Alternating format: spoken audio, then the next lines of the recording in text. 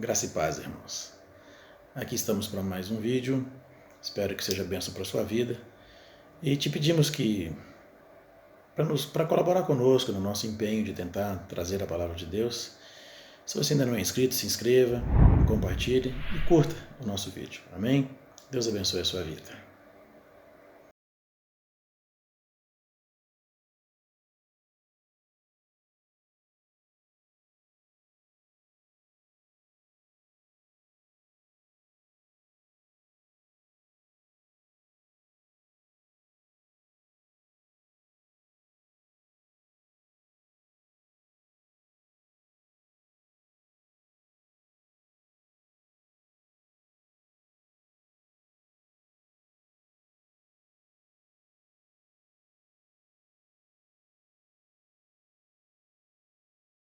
Nós vamos dar início ao nosso culto nesta noite, então, fazendo a leitura do Salmo de número 66.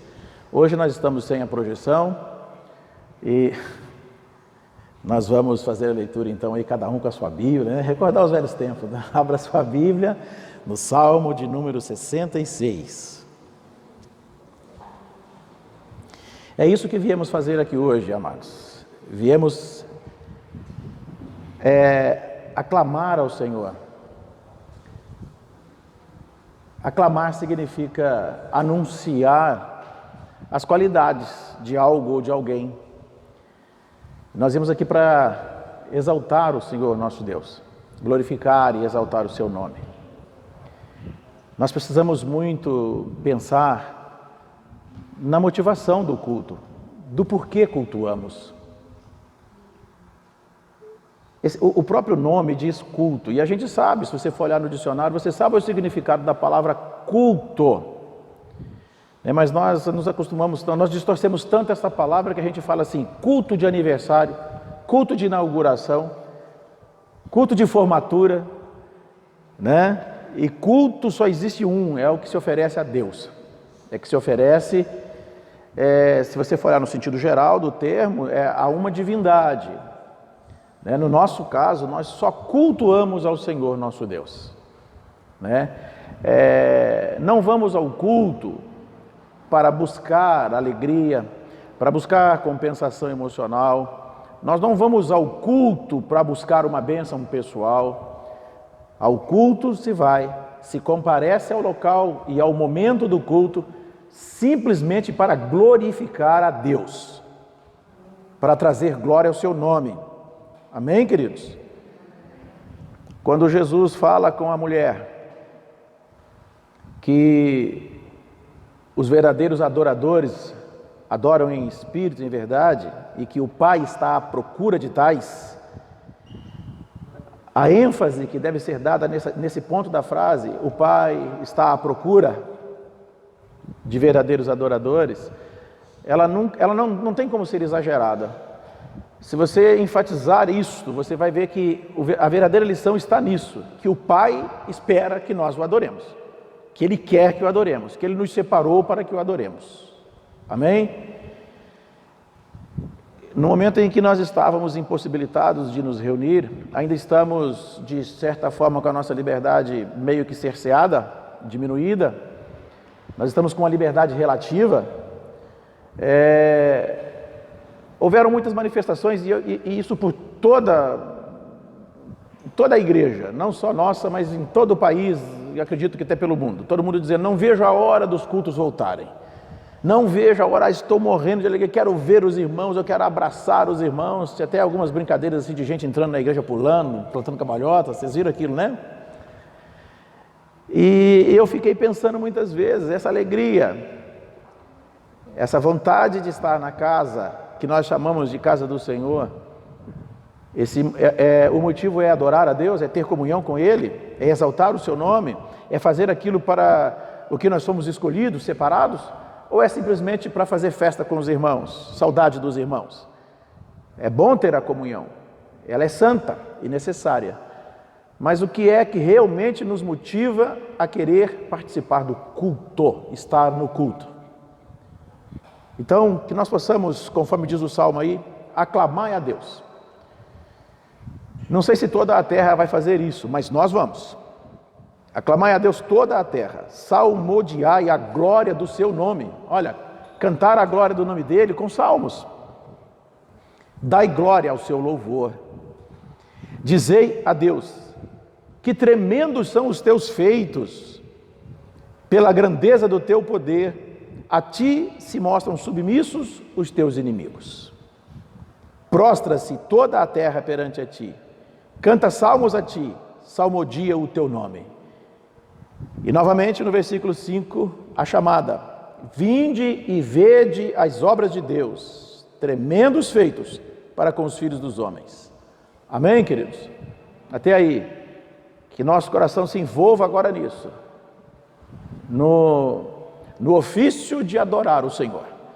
Nós vamos começar, aqueles que podem, que têm sua saúde em condições, vamos nos pôr em pés agora. E nós vamos adorar o Senhor com cânticos dessa forma, em pé diante dele, mostrando que nós estamos prontos para marchar, estamos ativos, estamos fortes e animados para honrar o seu nome.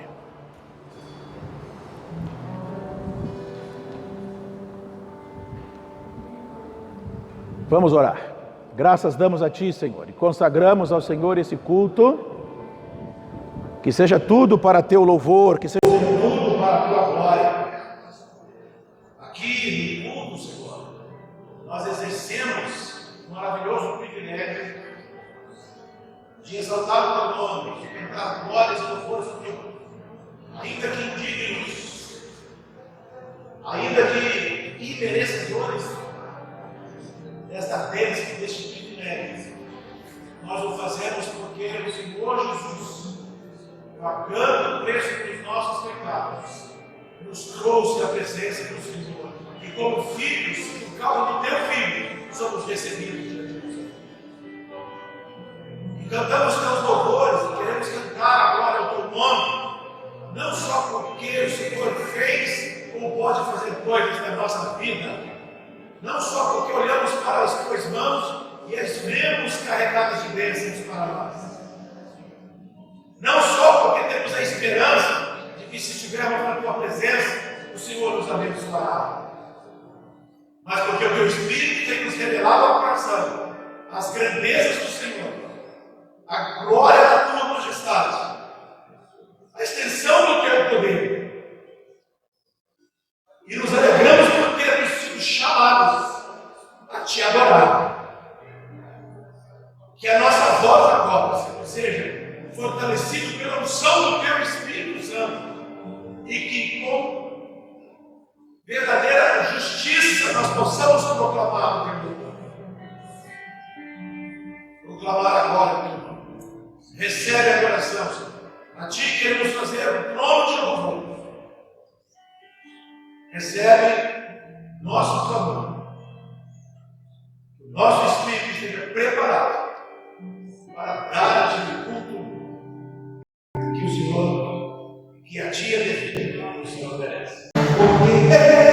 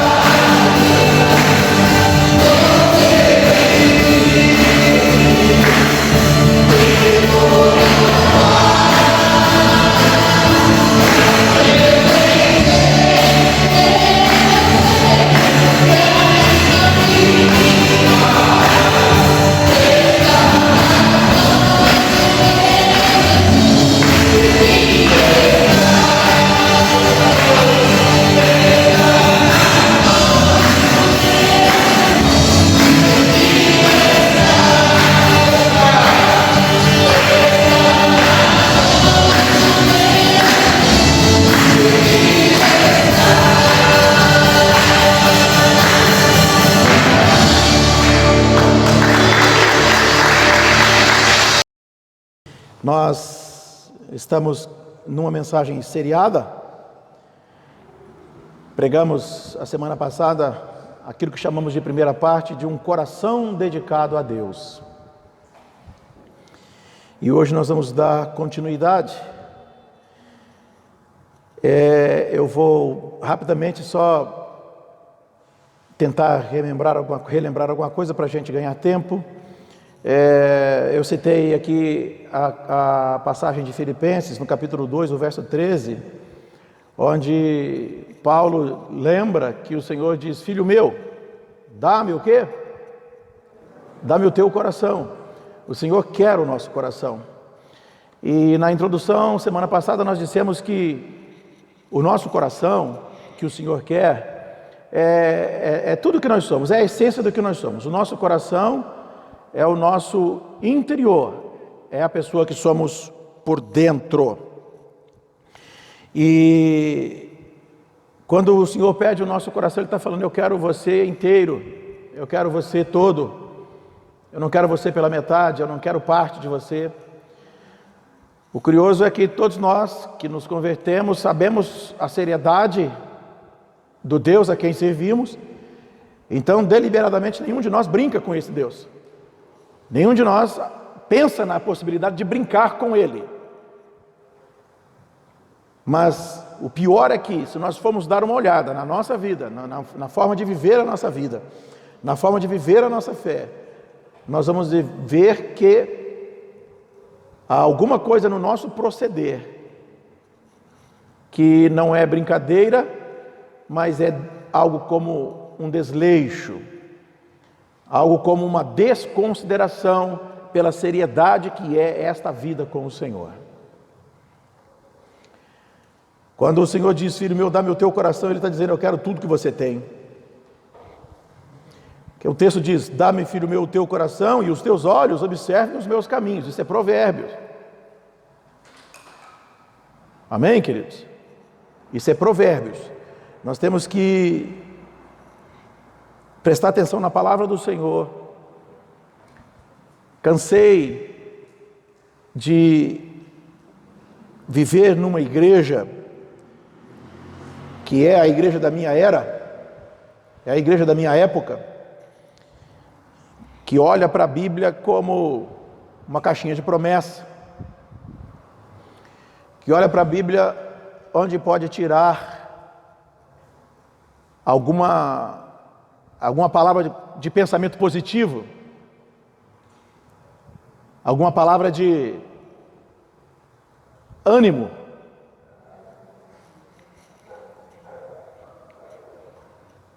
como que se ela existisse simplesmente para cuidar do nosso bem-estar. E eu, quando estou pregando isso, mesmo aqui na igreja, que os irmãos já me ouviram dizer isso tantas vezes, eu gosto de ser minucioso, porque eu vivi a igreja. Eu estou dentro da igreja há 40 anos, irmãos. Eu vivi todas as etapas da igreja. Eu aprendi certas coisas com a convivência. Não é que ninguém errou me ensinando. Na convivência, eu aprendi certas coisas, que é o que hoje, após ter alcançado um certo nível de conhecimento da palavra de Deus, eu tento esclarecer. Eu tento meditar e fazer os irmãos compreenderem o que eu estou querendo dizer. Quando nós olhamos para o Senhor e pensamos no bem que podemos receber dEle, e pensamos no bem que Ele nos faz, ou pode nos fazer, todas as vezes que alguém está pregando a palavra, veja bem, quando eu falo assim, todas as vezes, eu não estou querendo generalizar. É claro que não são todas as pessoas e nem são todas as vezes, mas em todas as vezes que as palavras, Deus tem promessas para a nossa vida, são proferidas na igreja, ainda que o pregador não esteja querendo dizer isso, muitas pessoas no local vão entender que o grande objetivo de Deus ter criado o mundo e ter criado o homem é para interferir na vida do homem e resolver todos os problemas da vida do homem para que o ser humano esteja bem. E as pessoas entendem que se converter, até a nossa mensagem de pregação foi assim durante muitos anos. Eu fiz isso durante muito tempo. Ao pregar a palavra de Deus para alguém, eu dizia: venha e todos os teus problemas serão resolvidos. Venha e a sua vida nunca mais será a mesma. Mas só que a gente não explica em que nível isso vai acontecer. E as pessoas entendem e vêm para a igreja e permanecem nela durante muitos anos, pensando exatamente isso, que a vida com Cristo deveria ser uma vida de folga, de projetos, todos eles de sucesso, constantes, permanentes, que tudo vai dar certo sempre, que eu não vou tropeçar em nenhuma pedra, que o meu carro não vai furar o pneu nunca, e que nunca vai me faltar dinheiro, e que no dia que o meu patrão me mandar embora, eu posso chegar na igreja e cobrar do pastor: aí como é que é? Você falou que a minha vida ia se mudar, e agora? Eu fui mandado embora, estou sem emprego, e agora? Cadê a fé? Eu conheço pessoas, disseram para eu ouvir: eu não creio mais em Deus. Para mim Deus não existe, porque meu filho morreu, porque minha mãe morreu, porque fulano sofreu para morrer. Eu não quero mais ir para a igreja, porque depois que eu comecei a frequentar a igreja, a minha vida piorou, e as coisas só ficaram ruins para o meu lado. Eu não vou mais dar dinheiro na igreja, eu não vou mais ofertar, e nem vou mais dizimar, porque o pastor fica falando que se eu ofertar, e se eu for fiel nos dízimos e nas ofertas, Deus iria abrir as janelas dos céus sobre mim. Então agora, nem dou dinheiro e nem vou mais na igreja. Porque as pessoas entendem diferente, que quando nós nos convertemos, Deus não está dizendo assim: olha filhos, agora o meu coração é de vocês, vocês conquistaram o meu coração com a sua decisão de viver comigo, e agora tudo o que vocês quiserem eu estou aqui para fazer. Não, é o contrário. O Senhor fala assim: filho, me dá o teu coração. Ele está dizendo: eu quero que você se dedique a mim, eu quero que você me ame, eu quero que você seja meu e que tudo que você tem seja meu. É essa a palavra do Senhor. Sei que alguns dirão assim: mas pastor, se a gente começar a pregar essa palavra dessa forma, se nós pregarmos o evangelho dessa forma, as pessoas não irão querer se converter. As pessoas não vão querer vir para a igreja.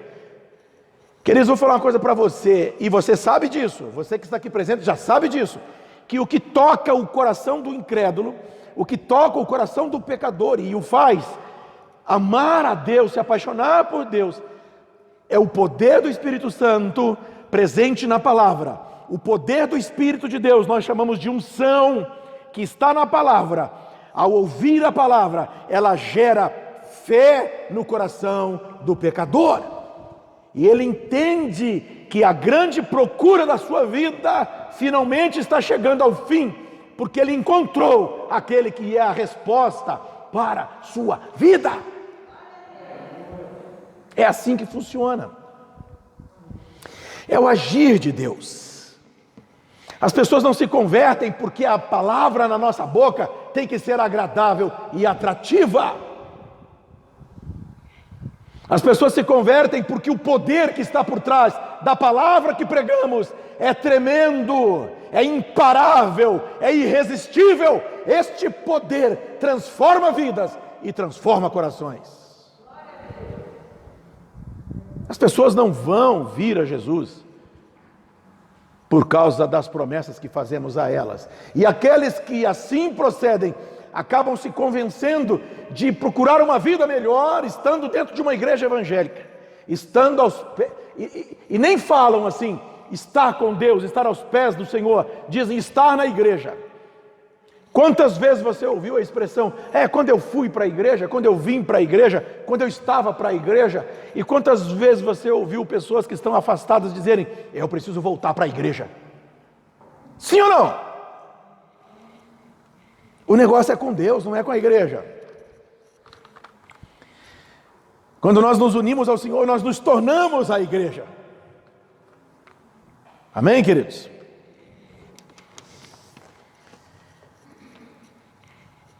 Eu disse semana passada qual deve ser o principal objetivo da vida do crente, que foi o primeiro item o primeiro tópico aqui do nosso sermão.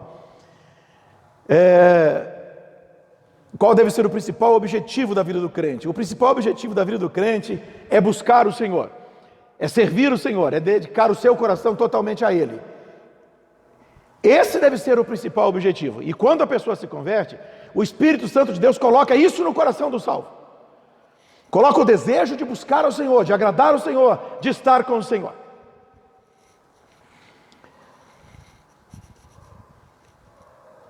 O segundo ponto: por que devemos manter um coração dedicado a Deus?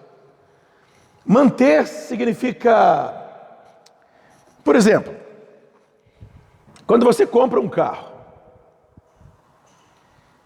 você sabe que você, após rodar com esse carro, se você quiser que ele permaneça em condições de uso, você precisa de dar manutenção nele, ok? Fazer manutenção nele, para mantê-lo funcionando.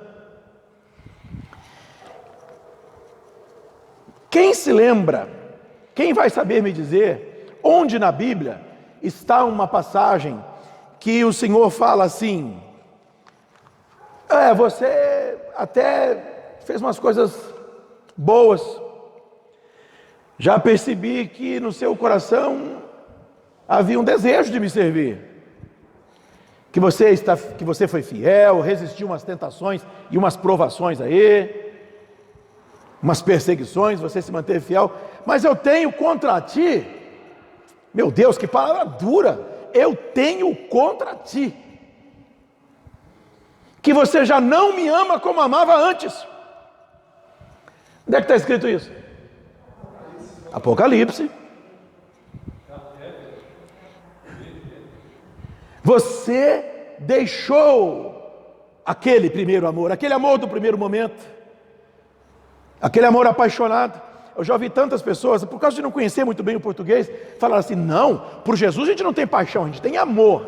Querido, deixa eu falar para você o que é paixão. Paixão é o amor desenfreado.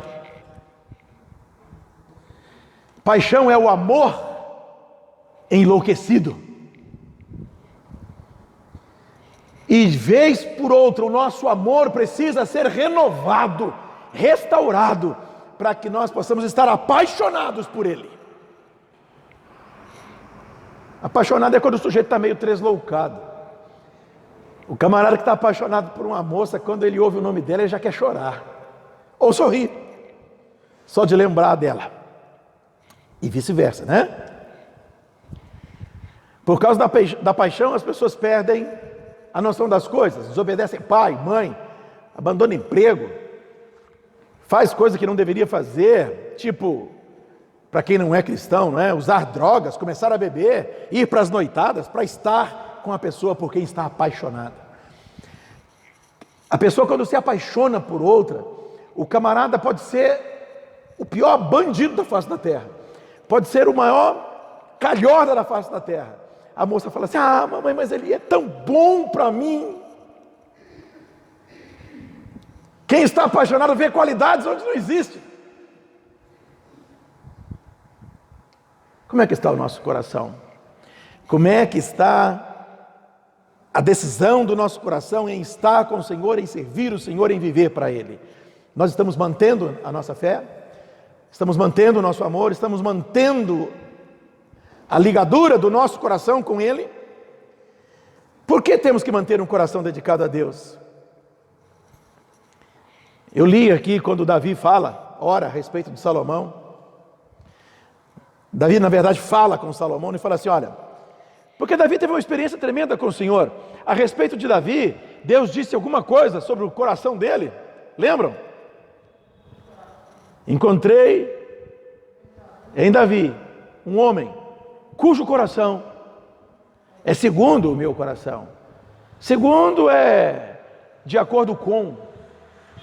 Às vezes as pessoas não entendem isso e falam assim: mas Davi tinha um coração segundo o coração de Deus, isso significa que ele era perfeito? Não, significa que Davi fez o seu coração gostar das coisas que Deus gosta, querer as coisas que Deus quer. Ter um coração conforme é o coração de Deus.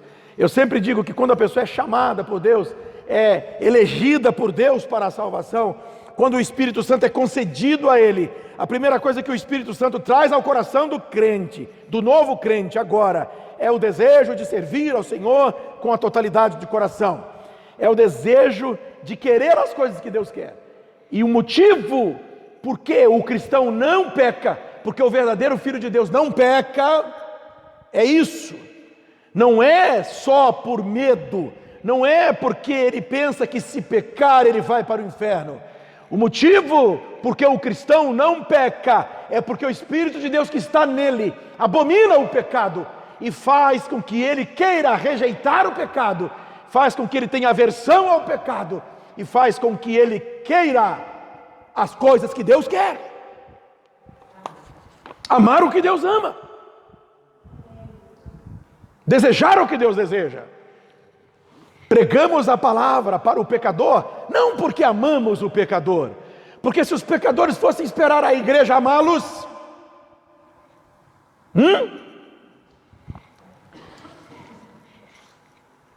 se a igreja, se os pecadores, os não salvos, fossem esperar manifestação de amor no coração da igreja, para ocasionar a pregação da palavra a eles, para eles se converterem, eu vou falar uma coisa com vocês, seria difícil. Deus sabe a dureza do coração do ser humano. Nós obedecemos a palavra de Deus quando nós amamos o Senhor, quando o Espírito Santo de Deus penetra o nosso coração.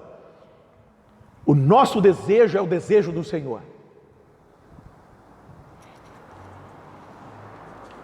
Viram na Bíblia que o Senhor Jesus chama a igreja de noiva? Ele quer desposar a igreja. Viram que quando o apóstolo está falando sobre casamento, de como deve ser o tratamento do homem com a mulher, ele fala, assim como Cristo amou a igreja e se entregou por ela.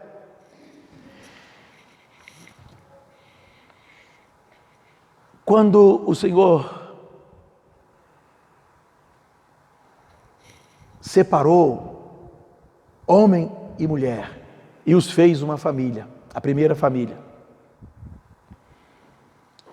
Ele disse, homem, eis aí a mulher, e você é dela. E disse, mulher, eis aí o teu marido, você é dele. Lá em Coríntios, quando Paulo está falando sobre casamento, ele fala assim, que o homem pertence a quem? Não é o homem, é o corpo do homem. E o corpo da mulher pertence a quem?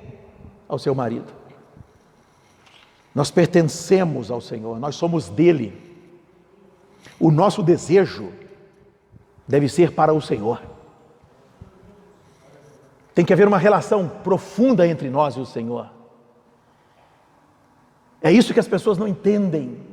Que quando o Senhor nos salva, nós estamos comprometidos com Ele. Como em um casamento onde não pertencemos mais a nós mesmos, mas pertencemos a Ele. E devemos desejar o mesmo que Ele. Devemos manter o nosso coração dedicado a Deus. E tu, meu filho Salomão, aquele que conheceu a Deus, que viveu com o Senhor, agora tem seu filho e está passando o reino para ele e fala, e tu, meu filho Salomão, conhece o Deus do teu pai, serve-o com um coração perfeito e com uma alma voluntária, porque Ele esquadrinha os corações, todos, Ele entende todas as imaginações dos pensamentos. Se o buscares, será achado de ti, porém, se o deixares, rejeitar-te-á para sempre.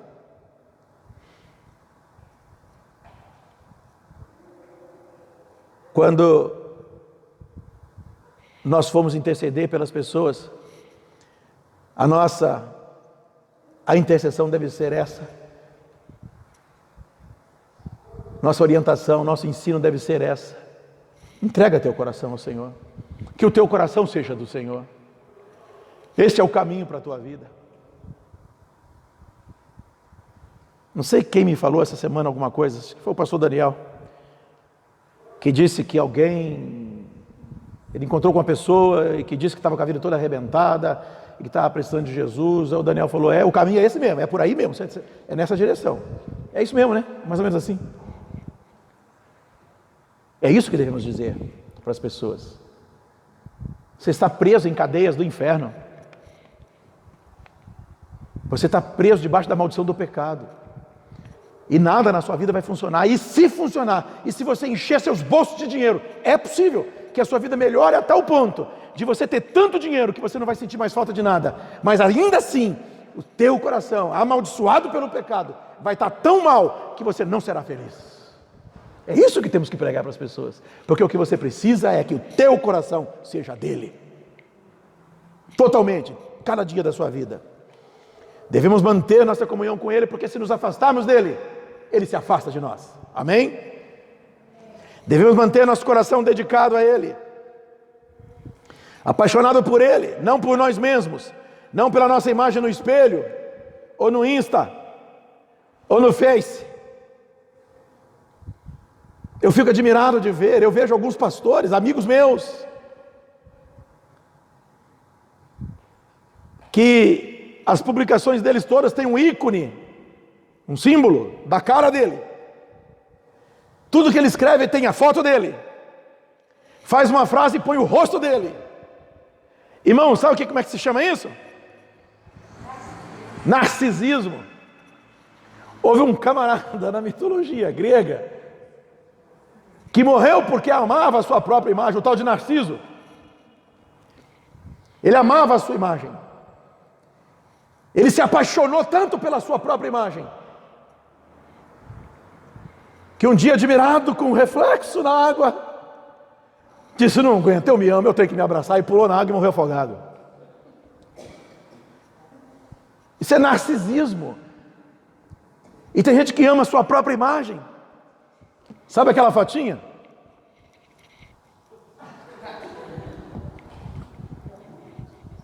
Misericórdia, irmãos. Quando vejo crente fazendo isso, eu falo assim, Senhor, misericórdia. Envia o teu Espírito Santo lá, Senhor, converte esse coração.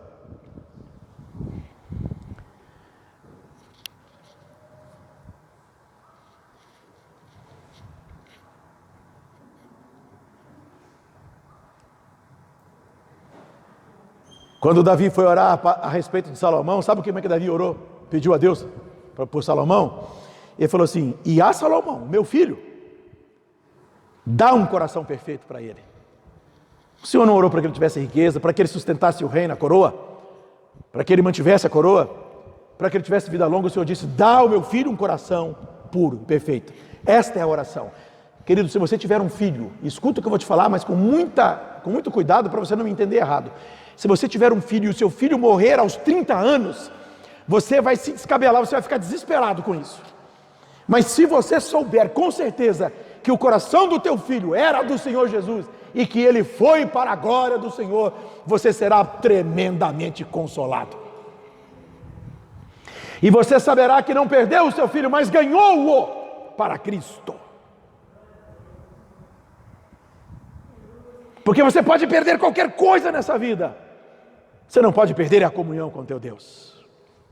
Por isso devemos manter nossa comunhão com o Senhor. Como manter um coração dedicado ao Senhor? Isso não vai acontecer por acaso.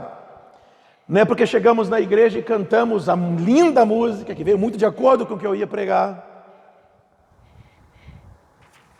Dá-me mais do teu poder, da tua unção. Não é? Nós cantamos isso agora por último. Que a minha vida se encha da tua unção. Não é só cantando isso que a nossa vida se enche da presença do Senhor. Não é só cantando de vez em quando, não é só jejuando 2 vezes por ano ou quando a igreja convoca, que o nosso coração se enche da presença do Senhor. É preciso tomar decisões básicas na nossa vida. É preciso tomar decisões em caminhar com o Senhor. E todas essas decisões, queridos, todas as decisões que você for tomar, que te farão se aproximar do Senhor, escute isso, com muita atenção, todas as decisões da tua vida, que você tomar, que são para te fazerem se aproximar mais do Senhor, todas elas exigirão alguma renúncia de você. Ouviu isso? Não são decisões do tipo assim, agora eu não vou mais. Por exemplo, quem mora aqui na rua Janete Helena, que é onde está a nossa igreja, eu agora não vou pegar mais o 87, que número que é? 80 aí, 8207? Agora eu vou pegar o 8502. Uma decisão que não muda nada, se os dois passam no mesmo lugar. Entenderam? Decisões assim, vou fazer um voto com o Senhor, agora não pego mais o ônibus azul, só pego o vermelho. Mas os dois passam no mesmo lugar. Então assim, que decisão é essa? Vou fazer um voto com o Senhor, vou rapar a minha cabeça. Rapei a minha outro dia, não estava fazendo voto nem nada. Vou fazer um voto com o Senhor, vou andar descalço. Acho que Deus deve olhar para lá e falar assim, mas para que isso?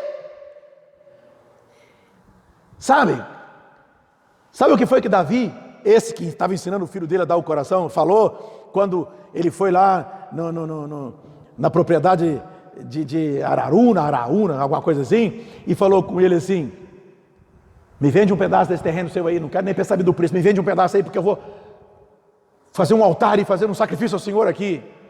Já sabe da história, né? Já disse ele tantas vezes essa passagem. E aí ele fala, não, meu senhor, tu és o meu rei, leva o terreno, está aqui o documento. Ele falou, não, de maneira alguma, não vou apresentar ao meu Deus sacrifício que não me custe nada. Se você ama o Senhor, você vai abrir mão. Você quer ouvir a voz de Deus? Você quer receber revelações de Deus? Você quer ter comunhão com Deus? Você quer ter o seu coração seguro no Senhor? Aprenda a tomar decisões. Aprenda a abrir mão do seu próprio bem-estar, do seu próprio querer. É assim que mantemos um coração dedicado ao Senhor. O Senhor deu uma ordem. Na 2 de Crônicas, no capítulo 19, verso 9, diz assim, e deu-lhes ordem, dizendo, assim fazei, no temor do Senhor, com fidelidade e com coração íntegro. Existem tantas passagens na Bíblia, são quase, nem lembro qual direito, eu sei que são muitas, são quase 800 ou quase 900 passagens sobre coração na Bíblia, e todas as vezes o Senhor falando, eu quero esse negócio para mim. Eu quero que ele seja puro, eu quero que ele seja reto, eu quero que ele seja íntegro diante de mim. Eu não quero a casca, eu quero o interior. Eu não quero a aparência, eu quero o íntimo.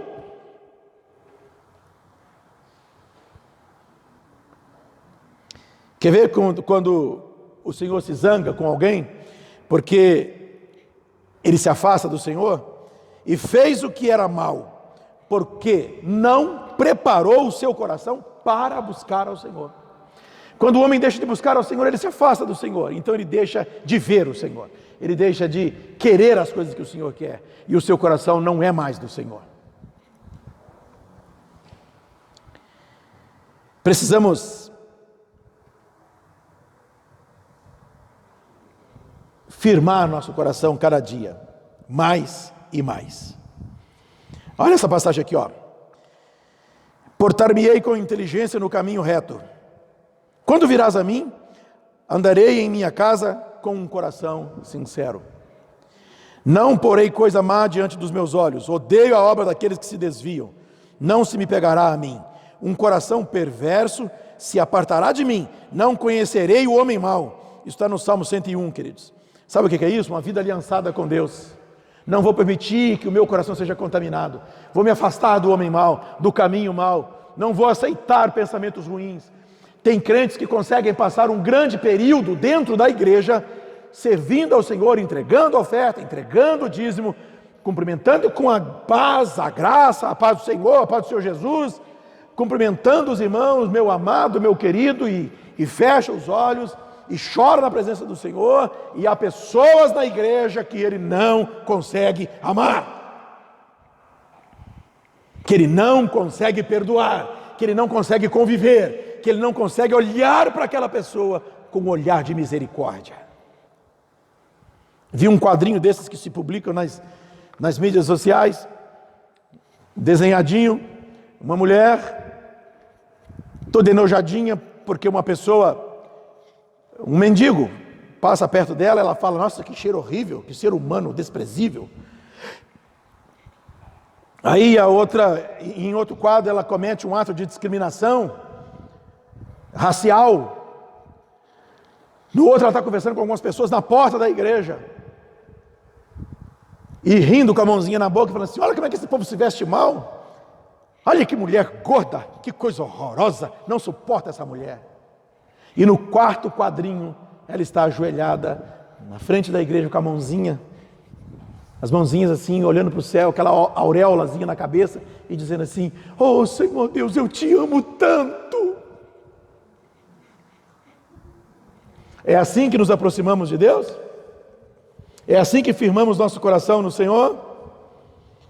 O que devemos fazer para afirmar nosso coração no Senhor é vivendo a vida que Ele, fazendo as escolhas baseado na vida que Ele disse que deveríamos viver.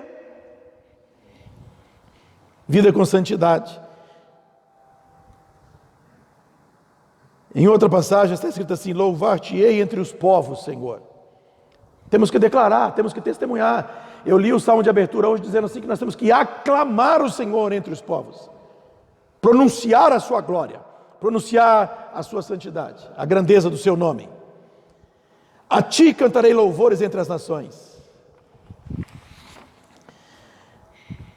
Nós temos que viver as coisas da mesma forma que o Senhor viveria se Ele estivesse aqui embaixo. Eu estava orando hoje e o Senhor começou a me ministrar umas coisas assim que me deixaram muito chocado, muito chapado espiritualmente. Isso é algo que deve acontecer todas as vezes que vamos orar. A gente sai do nível natural. Quando você for orar, você tem que estar mais preocupado em começar a ouvir Deus do que Deus te ouvir. Há coisas que nós precisamos receber orientação. A igreja, quando eu digo precisamos, é a igreja de Cristo, a igreja atual, precisa receber urgentemente orientação do Espírito Santo. Para isso ela tem que estar preparada para ouvir, porque a igreja está afastada do Senhor. Não é algo que igreja nenhuma gosta de ouvir, queridos. Talvez possa causar algum desânimo a pessoa pensar assim: mas o pastor fica só pregando mensagens que nós não estamos bem, que a igreja não está bem. Isso traz desânimo, mas isso não é para trazer desânimo, porque quem ama o Senhor ao ouvir uma coisa dessa vai dizer: Senhor, eu não quero isso. Imagine que você está displicentemente sentado numa cadeira e um dos pés da cadeira está quebrado. E pouco a pouco aquele pé vai abrindo e você vai cair. E alguém está vendo e não te avisa. É teu amigo. Você quer permanecer sentado e você não quer se machucar. Se você ficar sabendo que a sua cadeira está com o pé quebrado e alguém chega para você e fala: olha, essa cadeira está com o pé quebrado, você vai cair. O que você vai fazer? Não estou te perguntando nada, quem cuida da minha vida sou eu. A cadeira é minha, o quebrado é meu. O que você tem com isso? É isso que vamos dizer? Opa! Deixa eu me levantar rápido aqui porque eu não quero me machucar. Quando ouvimos dizer, e esta é uma revelação que tem sido dada a muitos e muitos pregadores, a igreja do Senhor está precisando de uma restauração, de uma reforma. Nós precisamos ouvir a voz do Senhor.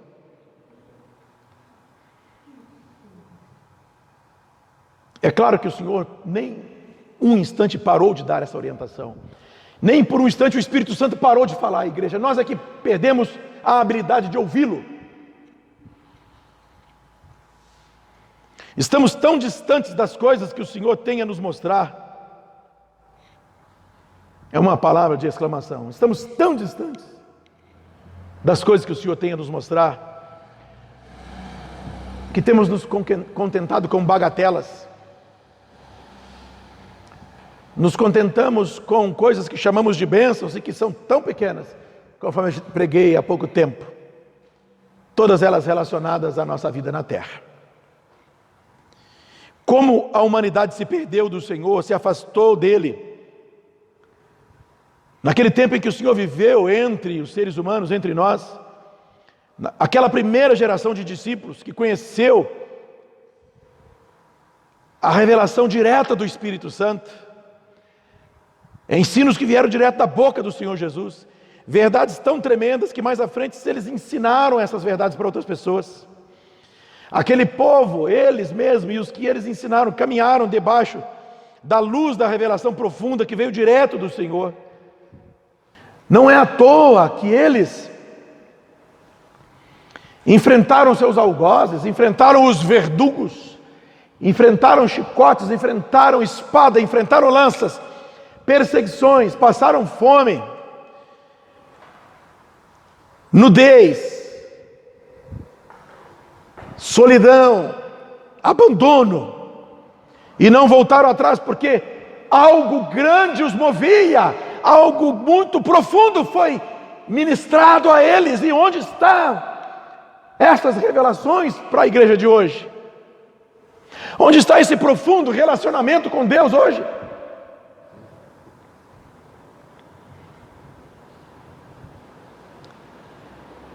Foram muitos anos, passaram-se alguns séculos e o homem começou a se afastar do Criador. Sem a compreensão das coisas do Senhor, se perderam. É claro que sempre houve alguém na história da humanidade, um grupo, uma igreja que permaneceu fiel. Quem estuda a história da igreja sabe disso. Mas não estavam em igrejas no centro das cidades, nos grandes centros, não eram os grandes templos. Essas pessoas que mantiveram a fé, para manter a fé tiveram que caminhar na contramão do mundo e foram perseguidos. Viveram em meio às florestas, nas montanhas, em vilas isoladas da civilização, para manter a palavra pura.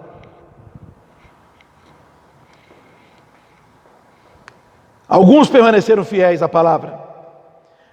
A palavra permaneceu firme no seu coração. Receberam orientação de Deus, mas foram poucos, queridos. E por muitos anos as trevas espirituais cobriram esse planeta. Por mais de 1000 anos, queridos, 1000 anos.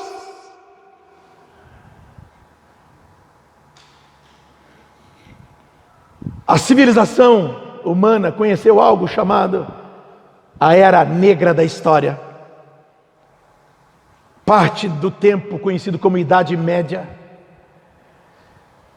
Foi quando começaram a se vender favores em nome de Deus, quando qualquer ímpio, qualquer adúltero, qualquer prostituto, qualquer homem devasso que quisesse ter como profissão e fonte de lucro ser membro do clero da igreja, ele comprava esse direito e ele era reconhecido como cardeal, e como cardeal ele podia ir quando fosse ser escolhido o chefe da igreja, e lá, se ele tivesse bastante dinheiro, ele corrompia mais gente. Foi dessa forma que muitos homens chamados papas, líderes da igreja de Cristo, como era conhecida, como é conhecida até hoje, eram pessoas completamente devassas, e a igreja penetrou dessa forma na vida promíscua dos reinos da terra, reis, imperadores e príncipes. Pecado, mentira, venda de favores, era tudo na base do dinheiro, e as pessoas matavam, estabeleceram até um negócio chamado Guerra Santa, onde cometeram genocídio, quase dizimaram uma raça inteira, em nome da fé cristã. Em certo ponto, a espada dos guerreiros de Cristo era bem grandona em forma de cruz.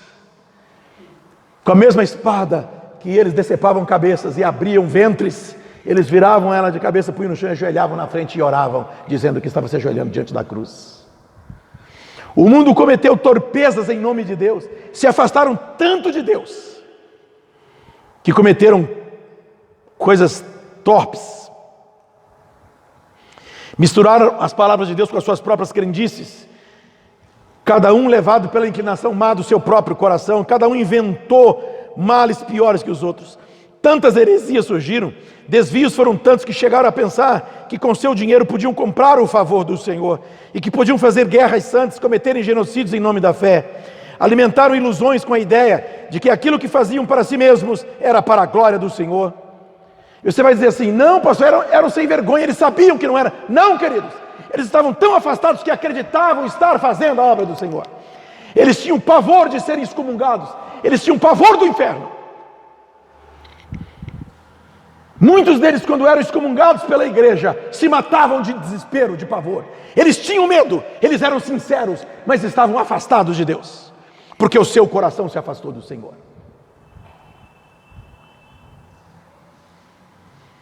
O evangelho verdadeiro deixou de ser pregado, porque não conheciam, até que o eterno Deus levantou um grupo de homens que receberam revelação do Senhor e voltaram a buscar orientação pura na palavra.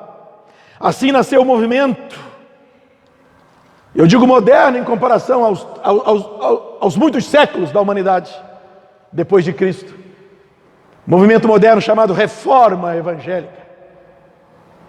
Homens como Lutero, Calvino, Knox, Hus, Savonarola, Wycliffe, tantos e tantos homens que Deus levantou, que enfrentaram espada, agora vem novamente porque tiveram uma grandiosa revelação, enfrentaram reis, enfrentaram nações, enfrentaram reis e rainhas sanguinárias, tiveram suas cabeças decepadas, foram queimados em fogueiras, viram suas famílias sendo perseguidas e mortas, mas não cederam, porque agora tinham um coração dedicado ao Senhor. Você está me ouvindo, amado?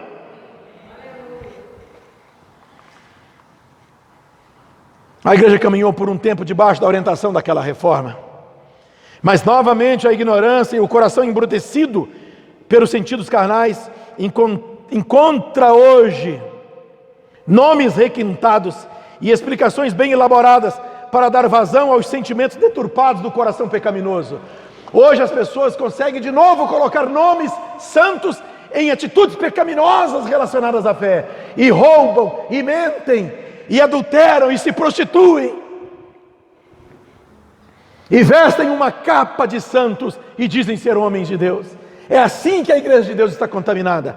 Mas o pior disso tudo, queridos, é que aquela parte da igreja que ainda quer ser sincera, que ainda quer ser santa, influenciada por esse sentimento humano que anda atrás de prazer, que anda atrás da folga, não consegue se aprofundar e não consegue ouvir a voz reveladora de Deus, não consegue entender qual é a profundidade do evangelho.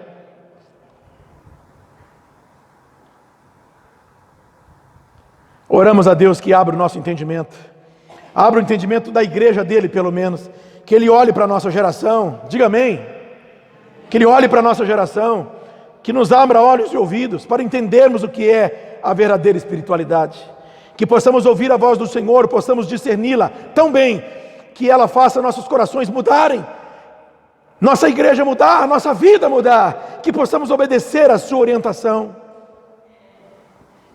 A orientação primeira, de amá-lo sobre todas as coisas, que tenhamos um coração temeroso, dedicado a Ele, que possamos experimentar algo da verdadeira profundidade do Evangelho, dos planos dele para nós, e não esse religiosismo insosso que vivemos. Temos uma fé, temos, mas se perdermos o carro, mergulhamos numa melancolia tremenda. Temos nossa fé, temos, mas se perdermos alguém da nossa afeição, entramos em desespero e gritamos agarrados ao caixão. Temos a nossa fé, temos, mas se o dinheiro ficar curto, entramos em parafuso, perdemos o ânimo de ir ao culto, não temos mais força para orar, e a alegria se vai do nosso rosto. Que nós possamos encontrar em Deus a alegria verdadeira e única para o nosso coração. Esta que é a verdadeira vida do Evangelho, meus queridos. Precisamos muito da misericórdia do Senhor, porque até a nossa religiosidade é uma hipocrisia declarada. Chegamos ao ponto, sabe por que eu chamo de hipocrisia? Porque chegamos ao ponto de dizer que o Senhor é o primeiro em nossas vidas, e no entanto cuidamos de todas as outras coisas com o melhor do nosso tempo. A melhor parte do nosso tempo, a melhor parte do nosso dinheiro, o melhor dos nossos recursos pessoais, os melhores anos da nossa vida nós damos a nós mesmos, aos nossos próprios projetos. Você está me ouvindo, amado? Por favor, eu sei que eu sou enjoado para falar, mas isso aqui é a palavra de Deus, vinda debaixo de meditação. O Senhor disse: amá-lo com todas as forças, de todo o entendimento, de todo o coração, de toda a alma. Mas nós damos ao Senhor a sobra do nosso tempo. Nós damos a parte mínima das nossas dedicações semanais. Nós damos ao Senhor um tempo apressado, corrido, olhando no relógio ou no celular para ver a hora, se não está na hora de acabar. Damos a Ele a sobra do nosso tempo, uma mísera hora semanal. Vivemos de um modo tão hipócrita que a nossa fé parece totalmente incoerente. Dizemos acreditar, mas vivemos como se não acreditássemos. Dizemos que Ele é o primeiro em nossa vida, mas existem tantas coisas que ocupam o nosso coração.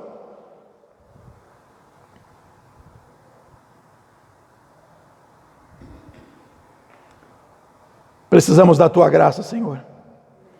É esse o despertar, é esse o despertamento, é esse o avivamento que a igreja precisa. Hoje, quando nós falamos em despertamento, em avivamento, nós pensamos em gente falando em línguas, correndo, pulando. Nós pensamos em frenesi, pensamos em festa, pensamos em a igreja borbulhando. O avivamento que nós precisamos é o do arrependimento, é o das decisões de abandonar pecado, é o das decisões de tornar o nosso coração íntegro na presença dEle, de tornar o nosso coração só dEle. O chamado é para sermos dEle.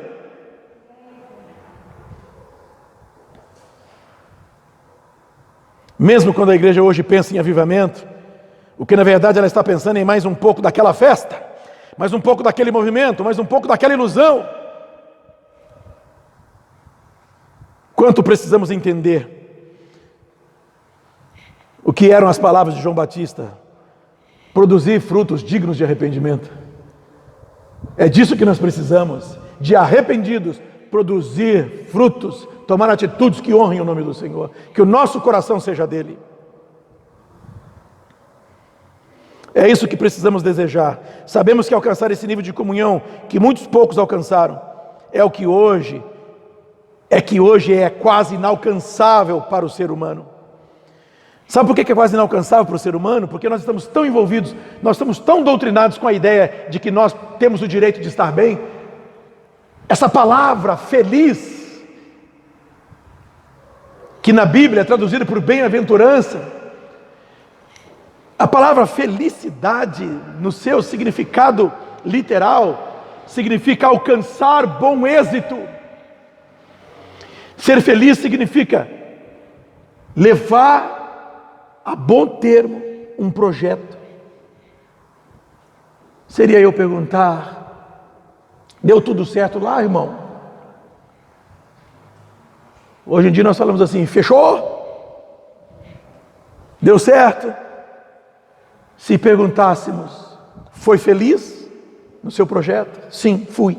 Significa lograr êxito, alcançar êxito. Mas nós entendemos que felicidade é alegria constante e despreocupação eterna. E aí nós queremos alegria, e aí nós queremos essa felicidade, e temos esse sonho, achamos que temos esse direito de ter essa felicidade.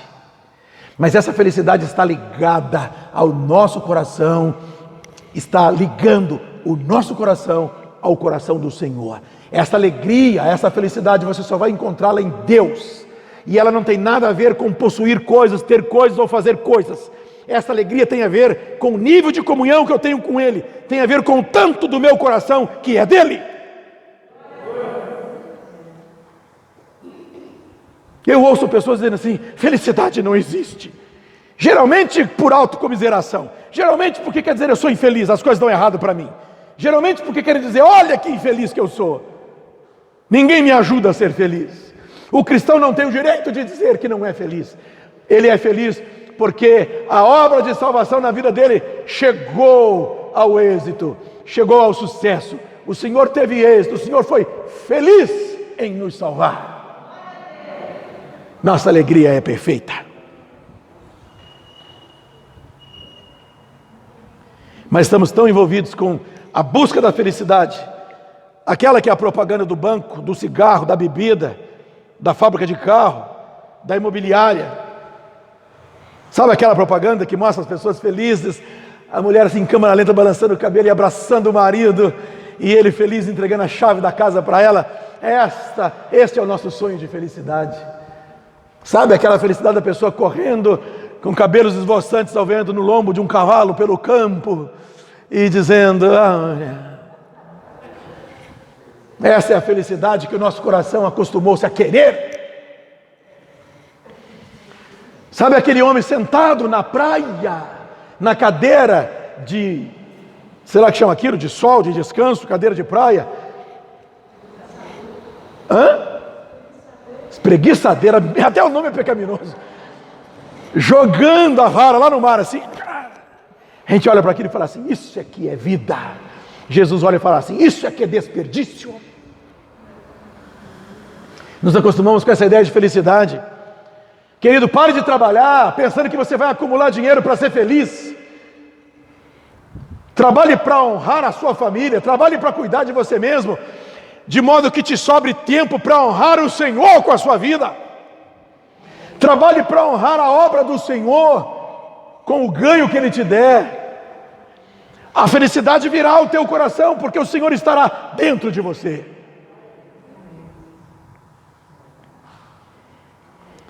Esse homem do século 21, com esse coração cheio de si mesmo, esta geração do século 21, precisa aprender a pôr em primeiro lugar a vontade do Senhor e não a nossa.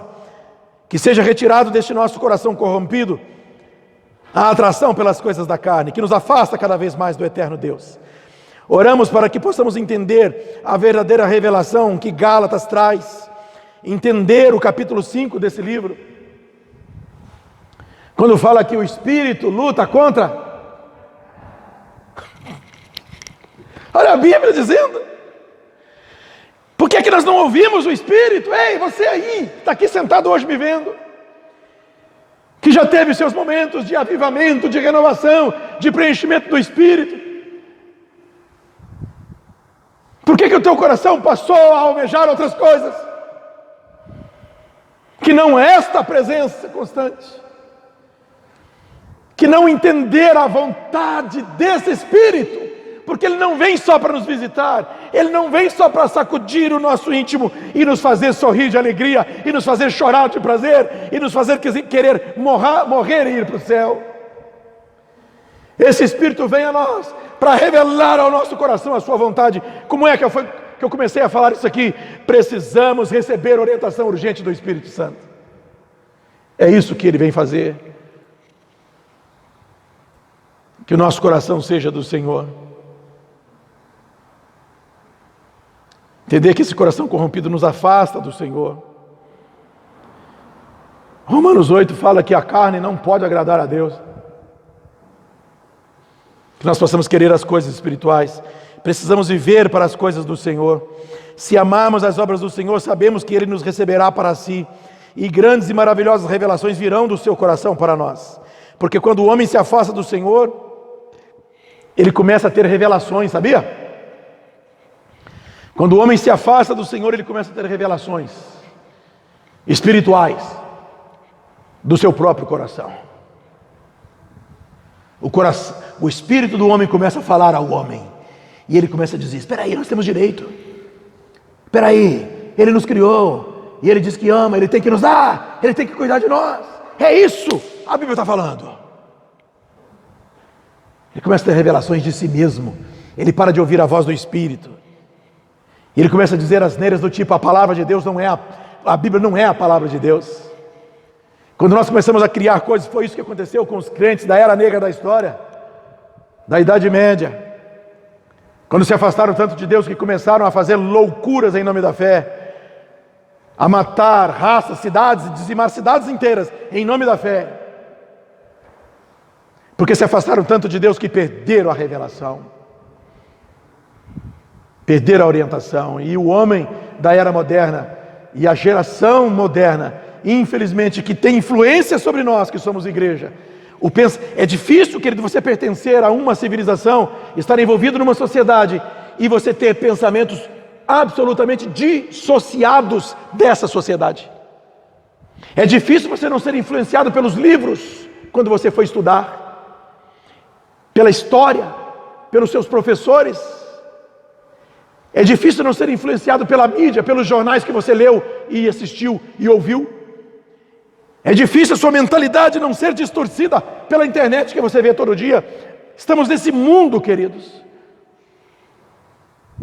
E de repente a igreja começou a dizer que pregar contra o homossexualismo, não. Pregar que o homossexualismo é pecado. Sabe por que todas as vezes que a ala homossexual ouve essa pregação, eles ficam arrepiados, ficam irritados? Porque sofreram demais debaixo de perseguição e de zombaria. Porque eles nunca foram compreendidos, entendidos como um povo, como pessoas carentes do amor de Deus, carentes da misericórdia de Deus, do Espírito Santo de Deus agir na vida deles. Não para fazer aquilo que eles abominam também ouvir, que é serem curados da sua opção, daquilo que chamam de opção, mas de serem compreendidos, de serem amados, de ouvirem uma palavra de Deus, falar assim: Jesus, liberta você, porque a palavra de Deus diz que isso é pecado, e a palavra de Deus é a última palavra em coisas referentes a Deus. Como a igreja se afastou da palavra, começou a olhar para essas pessoas e começou a discriminá-las por causa dos tabus do falso pudor humano.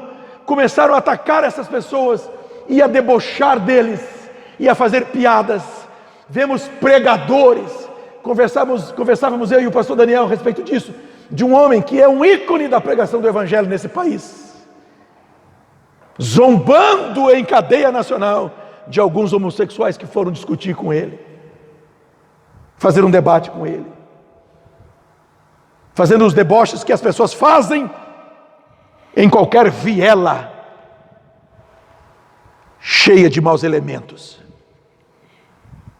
Por isso eles são tão contra a igreja. Mas o que todo homossexual precisa saber, que o pecado, escute isso, o pecado da homossexualidade, ele é tão pecado quanto o pecado da fornicação para quem é heterossexual. Que ele é tão pecado que Jesus disse: se você olhar de maneira indevida e cobiçar no seu coração uma mulher que não é tua, ou um homem que não é teu, você já pecou no seu coração. É o mesmo pecado. É o mesmo pecado do crente santarrão dentro da igreja que fala mal do irmão, que odeia o irmão, que persegue o irmão. E precisa de arrependimento, da mesma forma que o ladrão precisa se arrepender, que o adúltero precisa se arrepender. Amém, queridos? Que nós voltemos para a palavra. Na palavra há orientação. E todos aqueles que quiserem vir a Jesus podem vir, porque existe salvação, existe esperança e existe vida boa na presença do Senhor, sim. Pode até não ter livramento de todas as suas lutas e todos os seus problemas, mas o teu coração vai estar tão repleto de paz. E foi isso que esquecemos de, por gerações inteiras, pregar corretamente para as pessoas. Venha para Jesus, tua vida vai mudar mesmo. Não significa que você nunca mais vai ter problema, mas você vai alcançar uma paz que vai dominar o teu coração de uma forma tão profunda que você nunca mais terá medo, que você nunca mais pensará com pavor na morte, porque quando o Senhor entrar no teu coração, você saberá que Ele já te marcou para a eternidade e que você é dele, porque Ele vai colocar no seu coração e não nos seus bolsos o maior tesouro que existe, a fé, que vai te levar direitinho para o colo dele na eternidade. E esse chamado é para todos, para héteros e homos, para honestos e ladrões, para grandes e pequenos, até para alguns evangélicos, para católicos, espíritas, budistas. Esse é um chamado para todo ser humano. Renda-se ao Senhor Jesus e você conhecerá a paz que nada mais desse mundo pode trazer. Dê teu coração ao Senhor, porque é o que Ele quer de você. Amém. Aqui eu encerro essa mensagem. Vamos orar para que o Senhor fale ao nosso coração ainda mais. Querido Deus, te damos graças pela oportunidade de estar na tua presença. Sabemos que o Senhor sempre está falando conosco, no nosso meio, o Senhor sempre fala. Não é esse momento em que o homem abre a boca e com uma voz feia, rouca, desgastada, fala algumas coisas que está na sua mente. Não é assim que o Senhor fala. Aleluia. O Senhor fala através dessa voz inaudível para o ouvido humano. O Senhor fala ao coração. O Senhor fala ao espírito do homem. Fala o crer que é possível restaurar a vida que já acabou. É possível trazer alegria e esperança ao coração daquele que já decidiu que o melhor é tirar a sua própria vida. Porque tudo lhe foi tirado, tudo deu errado, mas ele ainda não experimentou dar morada no seu coração para o Senhor. Por isso eu te peço, Senhor, visita esse coração, visita esta vida, todos aqueles que ouvirem esta palavra, que entendam que tudo que o Senhor quer de nós é que nós demos a Ti o nosso coração e em troca o Senhor nos dará a eternidade. O Senhor nos dará revelações profundas, grandiosas, nos fará conhecer coisas que nem o maior sábio de toda a humanidade, de todas as eras, jamais conheceu. Revela ao coração do homem como amar o Senhor e manter a comunhão com o Senhor, como manter o coração íntegro na Tua presença, no nome do Senhor Jesus Cristo. Amém.